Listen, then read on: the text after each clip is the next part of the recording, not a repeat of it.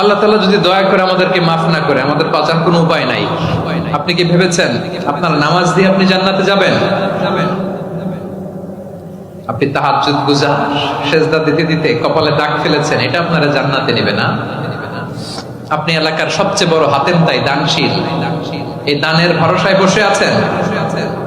কশিন কালো আমাদের নামাজ, আমাদের রোজা, আমাদের ইবাদত, এগুলোকে মিজানের পাল্লায় উঠালে কোনো ওজনই হবে না।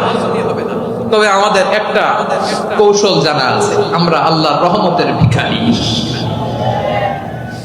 আমরা সেদিন আগেই গুনার স্বীকৃতি দিয়ে দেব।